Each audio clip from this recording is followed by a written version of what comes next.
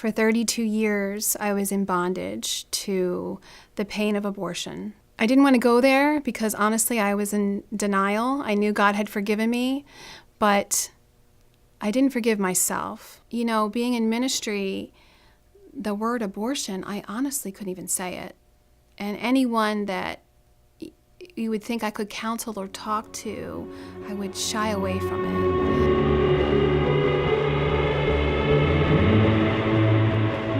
Hi, my name is TrishSclafani, and my freedom journey started back when my 17-year-old son was struggling with drug addiction. Just that journey of my son getting arrested, and he had some moments where things got better, but then in the long run, he ended up being incarcerated for 17 months. And it was really a hard time for me and my husband, because my husband is a figure in the church where you carry this, your kids have to be perfect. And so it was hard because our kids weren't perfect. We weren't perfect.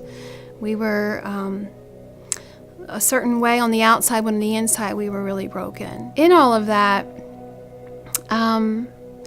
there was a past that I kept silent.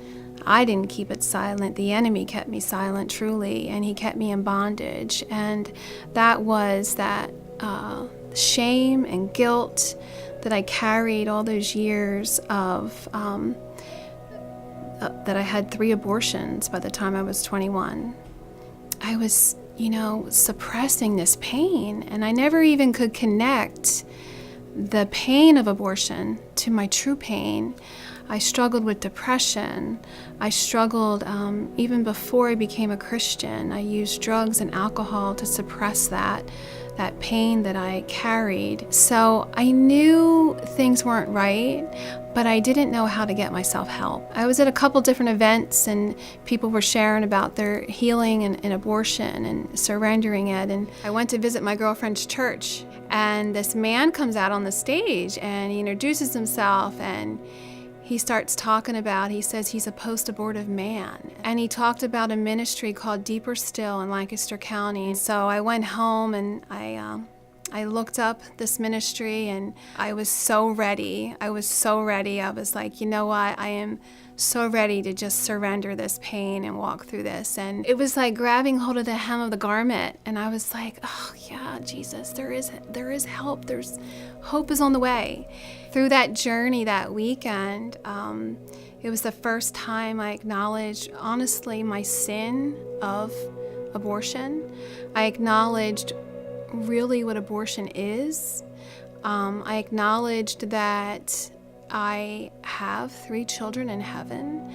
I repented, and there was even a part in that retreat where we had a moment where we could grieve. I left there that weekend so filled with peace. There was grief, but there was peace with it. And I could finally not have fear. There's been restoration. I knew my story could be powerful, not just for any woman, but there are so many women I meet in ministry that had abortions in the past. Now I have the wisdom behind the newfound freedom because of the journey that he's walked me through.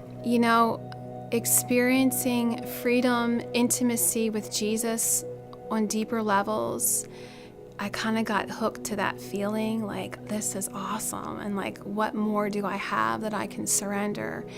And so I got involved in Deeper Still, and I suddenly was asked to share and speak. And if I had one message, my message would be that we are always on a journey of freedom. It should never stop. It should just keep going until we get to heaven.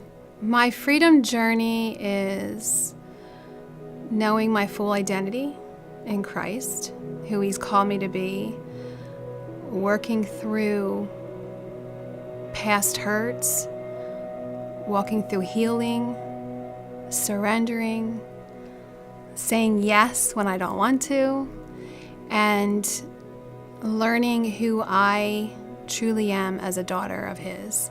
My definition of freedom is just giving everything I have to Jesus, living in a place where I know myself, and it just continuing. The sky's the limit on the gifts He has for me, personally, the treasures that are there that He has for me. And freedom is not defined by what is absent, but freedom is defined by who is present.